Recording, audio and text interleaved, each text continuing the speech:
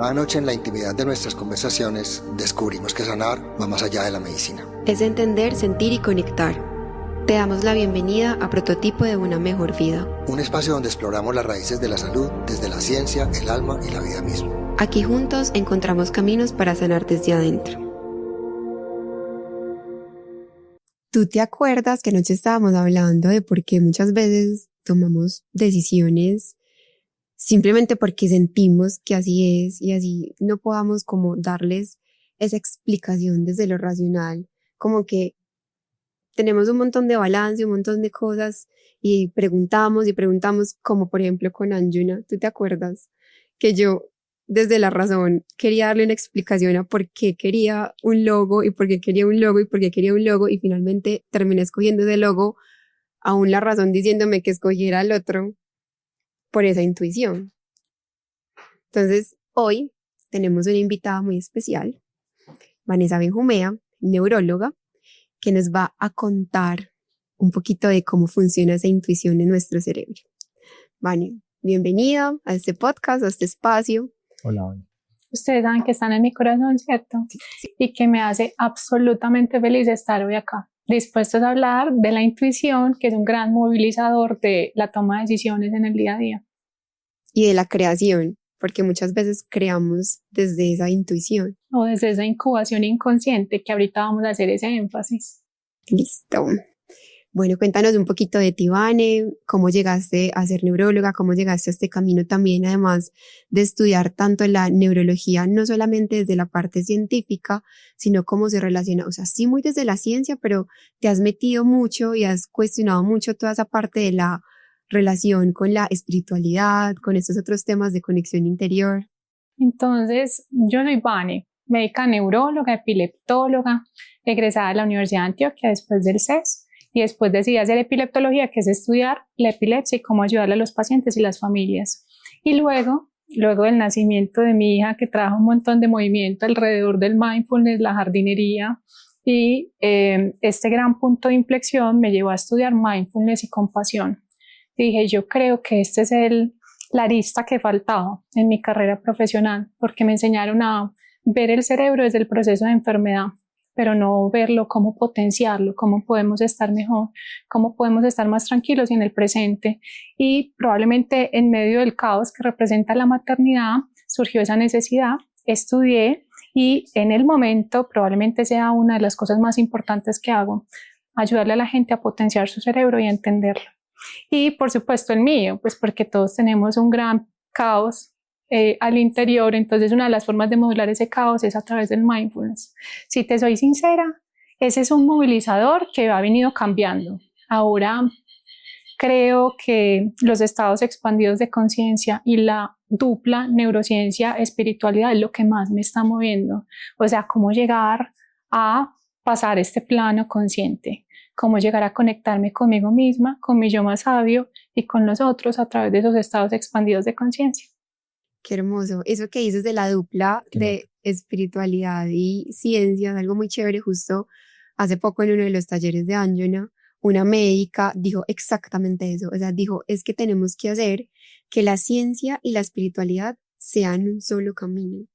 Entonces, tener estos espacios que nos ayudan como a comprender un poquito más las cosas, pues es muy chévere para que cada vez podamos unir más esas dos como situaciones.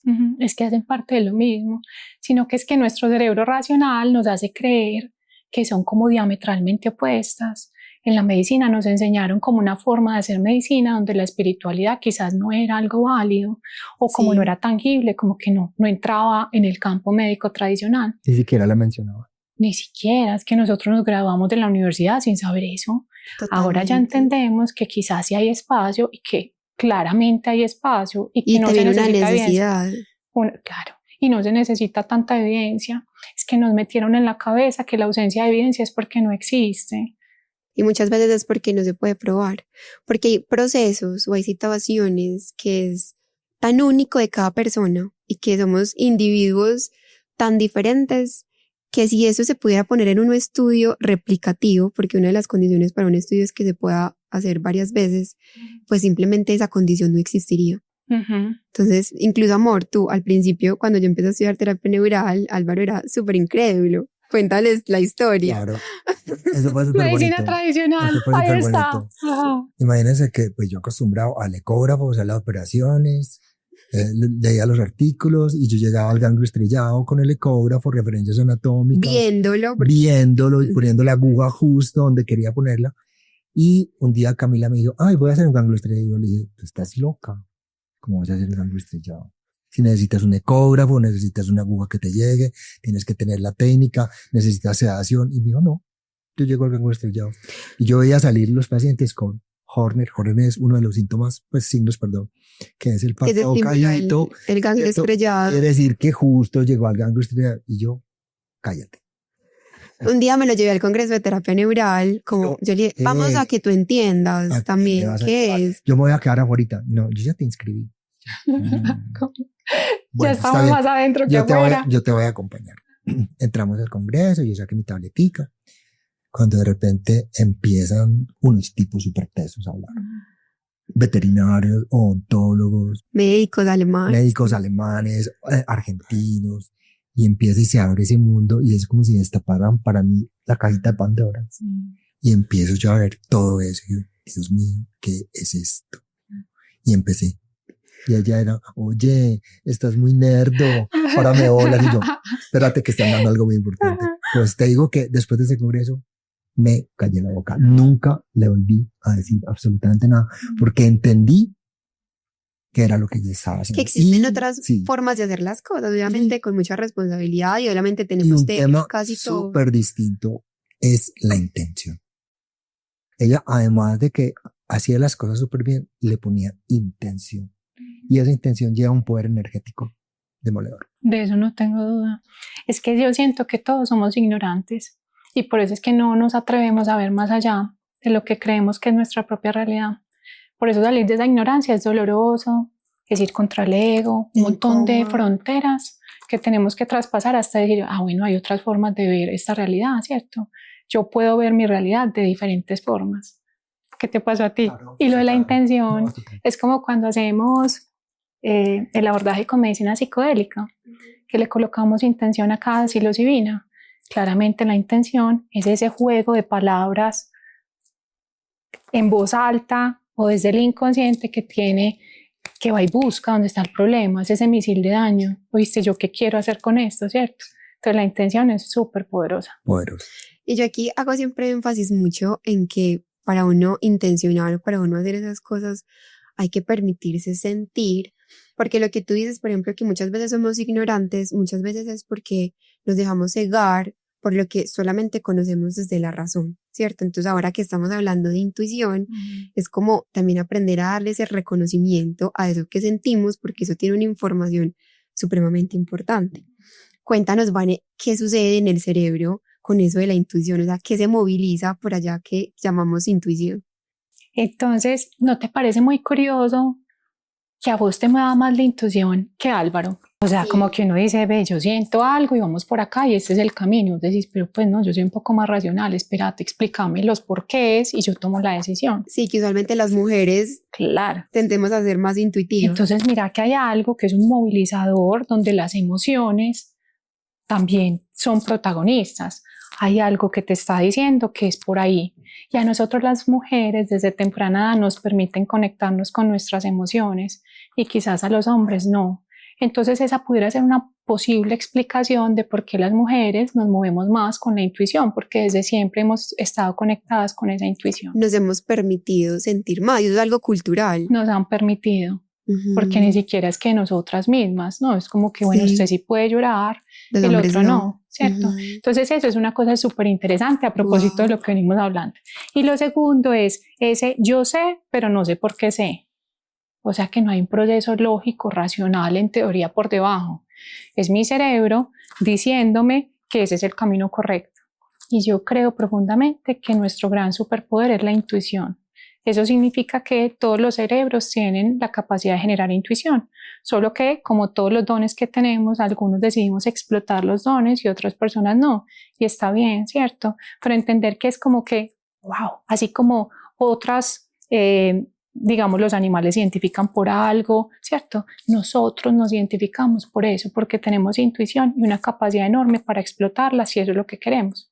O sea que se comporta como un área del cerebro. Imagínate que antes pensábamos que estaba relacionada como con la lógica, con el raciocinio. Te voy a poner un ejemplo. Yo siento que este es el camino correcto y claro, se prenden un montón de cosas adentro de tu cerebro y dice, con base en las experiencias del pasado, yo estoy tomando esta decisión de manera muy consciente e inconsciente. Pero ahora ya entendemos que parece que hay unas redes relacionadas con la intuición y que son redes diferentes a las del raciocinio. O sea que efectivamente son cosas que se prenden en el día a día en conjunto, pero que no son lo mismo, ¿sí? Yo una vez vi un documental súper chévere que se llama incluso El poder de la intuición, no sé si lo has visto, y ahí hablan o mencionan que como esas vías que llamamos intuición son como un montón de información que el sistema nervioso recoge, pero que no alcanzan a llegar a la corteza, o sea, no llegan a la corteza prefrontal o a la corteza racional para ser procesadas como una forma racional, pero igual son aferencias, o sea, señales que tu cuerpo recoge y que tu cuerpo percibe y sabe que están ahí. Claro, es que literalmente la vida es como un libro. Todos tenemos un montón de experiencias que van llenando ese libro de un montón de fotos. Entonces, cada cosa nueva que nos llega, nuestro cerebro rápidamente compara con ese libro del pasado, ¿cierto? Entonces, tiene mucho sentido que tú me digas, Vane, sí, hay una cosa profunda, inconsciente que me hace comparar. La respuesta sí, pero yo creo que trasciende esa comparación. Yo creo sencillamente que hay algo que se prende y que no se limita al cuerpo físico, que hace que tú tomes decisiones mucho mejor. Okay, o sea que también tiene mucho que ver con lo que hablábamos de ese universo o de esa energía creadora que es mucho más grande que nosotros. O sea que estamos te están hablando como señales para que tú tomes ciertas decisiones. Imagínate lo que estamos diciendo. Wow. Y somos científicos, en teoría. Necesitamos mucha evidencia para tomar decisiones o para hablar. Estamos diciendo que es un superpoder que todos tenemos, que a veces está apagado y que trasciende el cuerpo físico. Y que se puede educar, así como un músculo, se puede ejercitar y se puede hacer más grande. Ahorita hablamos de ejemplos para educar. Vale, ¿y las neuronas cardíacas tienen algo que ver? 100%. El cuerpo es como esa gran orquesta. Y dentro de las orquestas, pues siempre hay unos maestros. Y los maestros pueden llegar a ser el cerebro, nuestro intestino, los pulmones y el corazón. 40.000 neuronas dispuestas con una red intrincada llena de neuronas dispuesta a apoyarnos. Hay un chisme que les tengo y es que esto que está acá en el cuerpo físico lleva muchos más años de evolución que la neocorteza, que era lo que estabas hablando tú.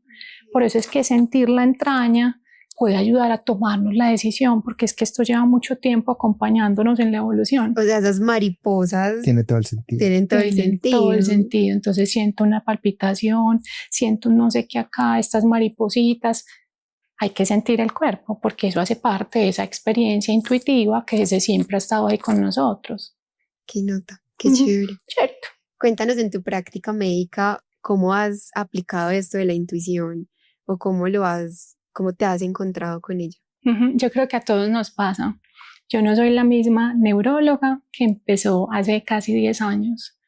Es solo que llegue el paciente y probablemente vamos a decir, yo creo que esto pinta bien, o yo creo que estoy como preocupada y no ha dicho la primera palabra. O sea que en gran medida la intuición se alimenta de la experiencia. No solamente es ese don, sino es el libro que tenemos ya metidito al interior que nos permite comparar y entender si algo está bien o si algo está mal. Entonces creo que a lo largo de mi vida esa intuición se ha ido potenciando y yo creo que todo nos pasa, ¿cierto? No solamente a mí, donde ya tenemos ese ojo clínico y ese ojo clínico pues en gran medida está alimentado por la intuición. Totalmente de acuerdo. A mí me pasaba mucho al principio cuando empecé a hacer medicina integrativa y específicamente terapia neural. Me costaba mucho ser muy mística con mis pacientes. Como que obviamente yo cuando me gradué en medicina salí de una escuela conservadora y todo lo que hablamos al principio. Entonces yo para mí, o sea, como hacia Camila, siempre he sido muy mística y siempre he intentado conectar con muchas cosas y todo, pero me costaba demasiado serlo para mis pacientes o compartir eso mismo a mis pacientes. Pero poco a poco, como que fui entendiendo que si empezaba antes a conectar más con eso, iba a poder ofrecerles algo mejor también.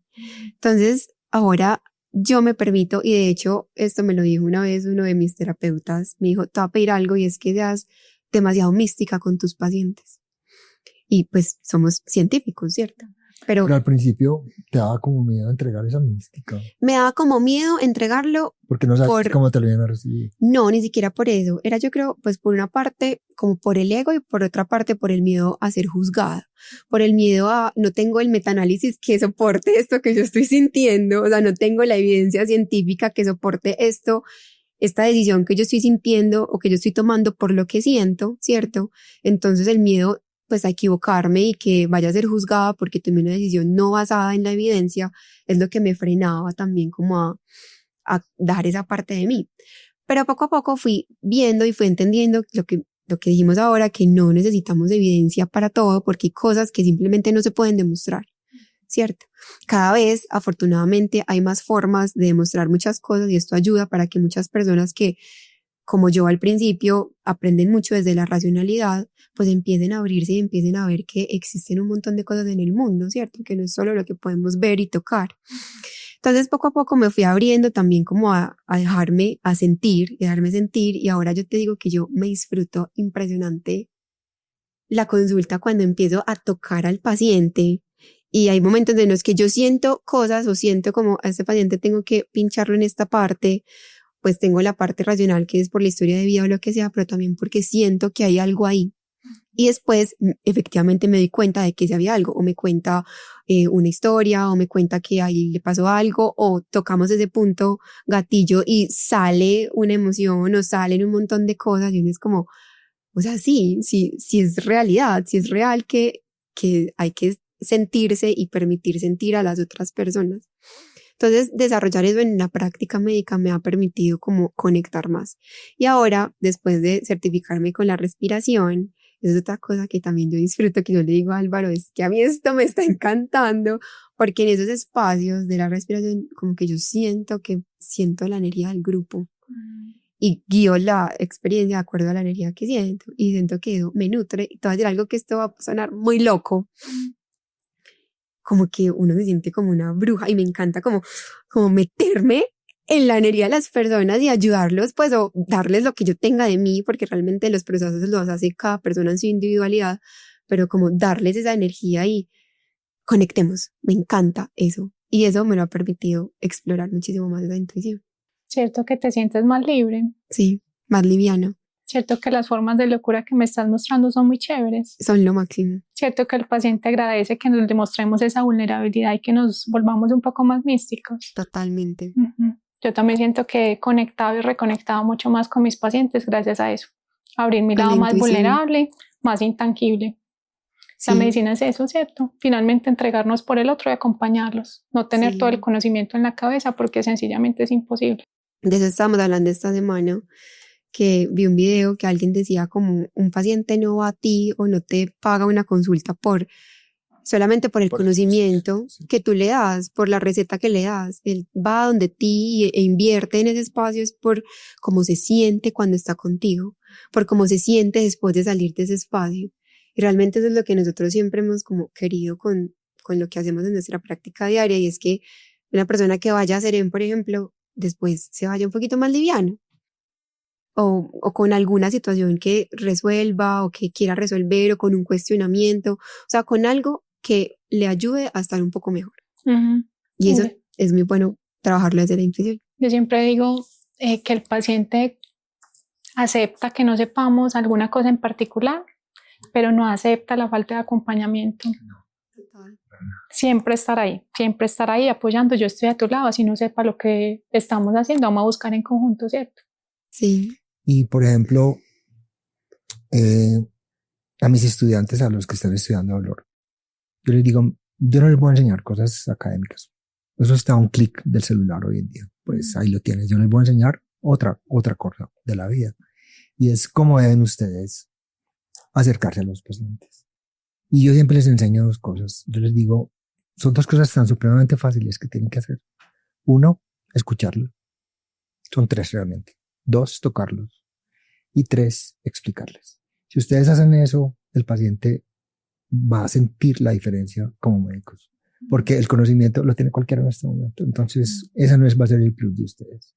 Entonces, como que siempre trato de dejarles esa semillita, como para que ellos vean esa parte que me parece como la más importante. Y esa es una forma de conectar con la intuición del paciente. Seguro. Porque el paciente puede decir como, puede saber en su cabeza de pronto que el mejor médico o el mejor oncólogo, no sé, es otro. Y que alguien le diga, no, mira, es que tienes que ir donde este, pero de alguna forma su intuición conectar con alguien que represente estas características, que además si se combina con un conocimiento académico, pues maravilloso, pero esa parte es muy importante, porque finalmente yo creo que eso es lo que lleva a los pacientes a elegir un terapeuta, el cómo se siente, esa intuición, ese sentir desde acá y no tanto desde la parte racional. Y más cuando de la mente o el cerebro se trata. Yo le digo eso a mis pacientes. Si no estás conectando, este no es el lugar. Si no estás conectando con la psicoterapeuta, ese no es el lugar, ¿cierto? Porque es que ahí, cuando hablamos de vulnerabilidad mental, sí que es importante sentirnos a gusto, como si el otro fuera mi refugio seguro. Claro, para poder compartir y poder solucionar. Sacar a flote todo ese pequeño caos, esos incendios y sombras que todos tenemos, ¿sí? Totalmente de acuerdo. Cuéntanos un poquito de los ejercicios.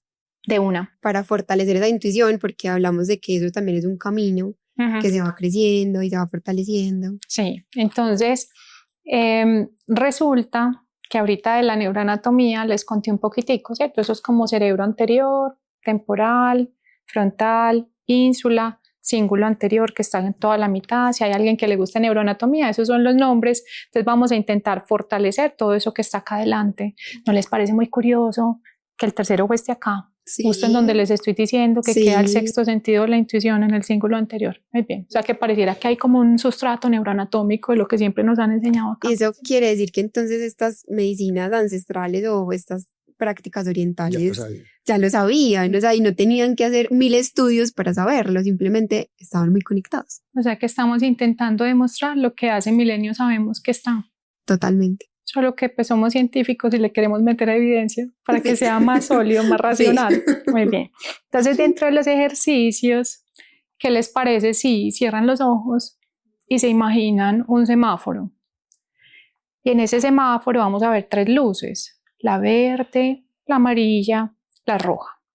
Y nos vamos a empezar a preguntar, en tu caso, Cami, yo soy Cami, y vamos a colocar la luz verde.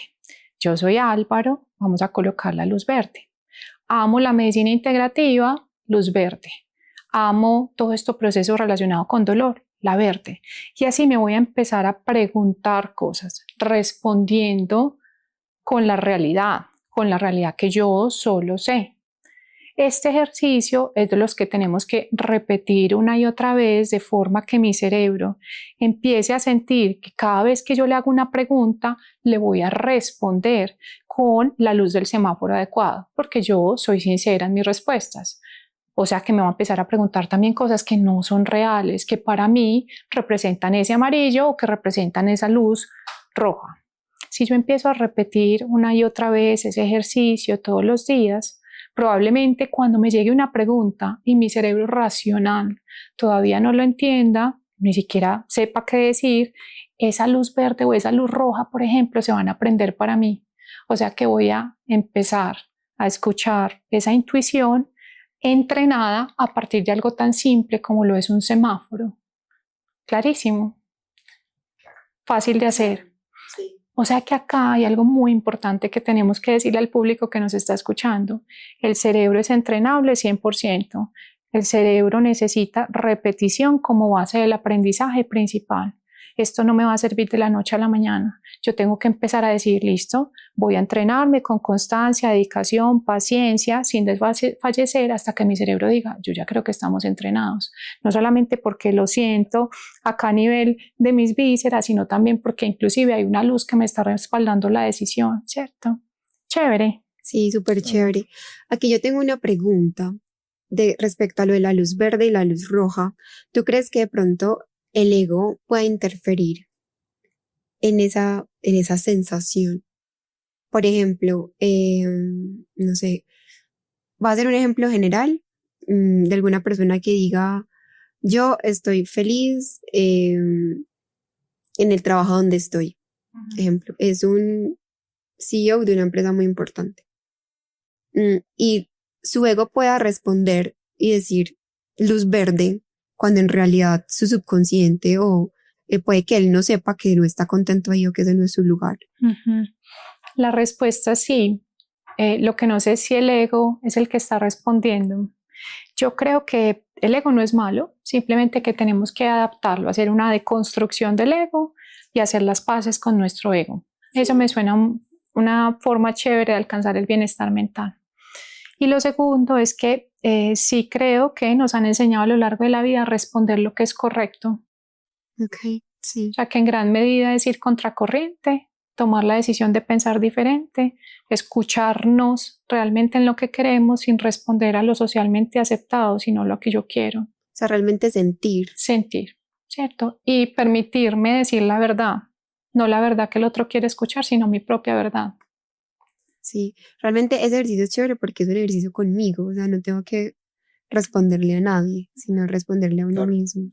Entonces, muy interesante. Algo que yo agregaría, por ejemplo, sería de pronto unas respiraciones o unas técnicas de respiración antes para permitirse también sentir más, también esas sensaciones en el cuerpo, ese corazón, si de pronto se acelera un poquito cuando viene esa pregunta, incluso hacia mí, porque muchas veces nosotros tenemos ideas que creemos que son por una cosa y realmente también son por otras. Te voy a poner un ejemplo. Por ejemplo, yo me operé desde muy pequeña para no tener hijos y yo siempre como que eso me generaba mucho disconfort. Pues como ese tema de la maternidad me generaba mucha ansiedad. Que incluso una vez como que yo lo reconocí y yo dije, no tengo que buscar ayuda, pues como quiero saber qué hay detrás de eso, quiero solucionarlo. Y bueno, en mi sistema nervioso, desde pequeña, en el vientre materno y todo, sucedieron varias cosas, no cosas malas, porque también en el mundo de las cosas no son buenas ni malas, pero son situaciones que le enviaron una información a mi sistema nervioso y mi sistema nervioso interpretó esa información como algo que me agrede. Punto. Después yo entendí eso, pero entonces yo antes veía la maternidad como muy desde el, no, pues es que eso no es para mí, como muy desde el ego o desde esa, no es para mí. Pero después empecé a ver que, pues, y también criticaba mucho o me generaba disconfort ver a otras personas en esa situación. Obviamente nunca lo expresaba porque pues ya entra la parte racional a decir eres parte de una sociedad. Sí, pues sí, obvio, como protección.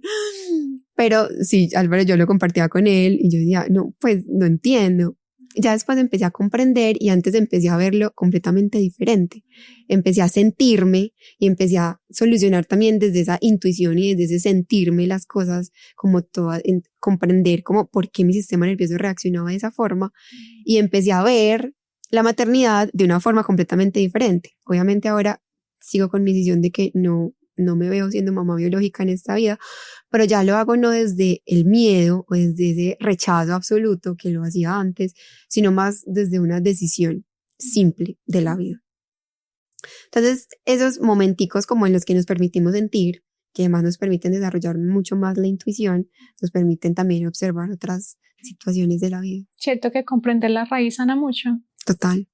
Como una vida más liviana que todos merecemos. Totalmente de acuerdo. En relación con los ejercicios que estábamos diciendo y con eso que dijiste, qué bueno acompañar de una respiración, pues básicamente es qué nota meterme en un estado expandido de conciencia para apoyar esa intuición. Les voy a poner un ejemplo. 10 minutos antes de acostarme, planteo una pregunta que quiero responder y que quizás en el plano consciente no logré. Lo pensé todo el día, no me dio. Listo, planteo la pregunta antes de acostarme, la puedo escribir y vamos a acostarnos. En el sueño activamos unas vías que son diferentes, unas vías que son remotas y que quizás tienen la respuesta a la pregunta que yo no supe desde mi plano consciente. Entonces ese es otro súper ejercicio para apoyarnos de nuestro cerebro, porque el cerebro no es en el sueño nada pasivo, es francamente activo. Entonces apoyémonos de ese superpoder que representa el cerebro mientras duerme. Lo mismo pasa al momento de levantarnos. Esos 10 minutos pre y esos 10 minutos post son súper importantes para el inconsciente. Entonces llenémoslo de información que nos interese, no de esa basura que a veces nos metemos como en ese pre y post descanso, ¿cierto? Sí. Por eso alguna vez leí que lo que tú decías de los 10 minutos, los primeros 10 minutos después de levantarse, muchas personas logran ahí tomar las mejores decisiones. Claro. Y en parte es porque el cerebro estuvo trabajando para ti toda la noche y te levantaste y dijiste, yo ya sé la respuesta. O sea que ese periodo de incubación inconsciente que representa como el pre-play que haces en el cerebro, todos lo tenemos. Por eso a veces nos levantamos con la respuesta, la solución a la pregunta, y más si le metimos la pregunta desde antes, ¿cierto? Lo mismo pasa en la meditación, estado expandido de conciencia, nuevamente.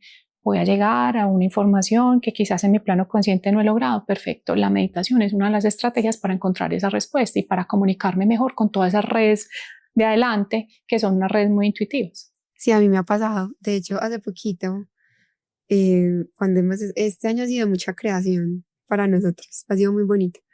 Entonces, tengo un cuadernito donde están como todas las cosas que estoy creando, que estamos creando este año. Y después de una meditación, justo, pues como que un montón de cosas que tenía como en esa maraña de gris, de todavía no sé, de todavía no tengo muy claro cómo es, cómo va a ser, como todo, ¡pum!, de una. Y ahí mismo a escribir. Entonces también esa es una súper herramienta, escribir. Después de una meditación, cuando uno se levanta, porque así plasmas las ideas y que en un momento del día en el que te sientas así como muy nublado, pues vuelves a eso que ya escribiste y vas a tener otra vez ese recuerdo de esa claridad. Este año compró cuadernito. Sí, y compró colores. Yo no era muy de escribir, la verdad. Yo miraba y compró colorcitos. Cuando en estos días vi el cuaderno. ¿Lo leíste? No. Lo puedes leer, igual siempre te muestro. Sí, pero leí como por encima. Yo decía, wow. Y mira que muchas cosas que están ahí ya han sucedido, pues ya he ido chequeando. Hasta visualización, sí, ahí en el mapa de sueños, el mapa de acción. O sea que herramientas súper claves para las personas que nos están escuchando. Meditar hace la diferencia. Dormir bien y alcanzar las fases de sueño adecuadas hace la diferencia. Más que cantidad, calidad. Cuidar esos 10 minutos pre y post. En la meditación, intentar comunicarme con ese yo más sabio e inclusive con otras cosas más que me permiten acceder a información adicional, ¿cierto? Vean que son elementos súper fáciles. Y que tenemos todo el tiempo. En ningún momento necesitamos un fármaco para conectarnos mejor con esa intuición. Totalmente de acuerdo. Qué chévere. O sea que el dicho de lo voy a consultar con la almohada tiene todo el sentido. Sí. Hay toda una explicación desde las neurociencias, de acuerdo. Totalmente de acuerdo. Bueno, Vane, ¿algo más que nos quisieras compartir o que quisieras darle a las personas que nos escuchan hoy? Sí, entonces siempre es posible estar mejor. No es posible normalizar o seguir normalizando lo que no es normalizable. Si no lo logras tú solita, levanta la mano, que siempre hay alguien que te puede ayudar. Y algo que me encanta y es que hay que atreverse a la locura. La diferencia hace la diferencia. Pensar diferente en un mundo neurotípico, pues es difícil porque estamos contracorriente, pero si nos damos la oportunidad de pensar diferente, de ir contra esa corriente, pues probablemente vamos a salir de esa zona de confort, vamos a crecer y vamos a reencontrarnos con nuestra propia verdad, que por supuesto no es la verdad de la sociedad. Me encanta. Qué bien. Las mejores enseñanzas. Muchas gracias por la invitación. A ti, muchas gracias por estar aquí. Muchas gracias a todos. Espero que hayan disfrutado este episodio y nos vemos en el próximo. Chao.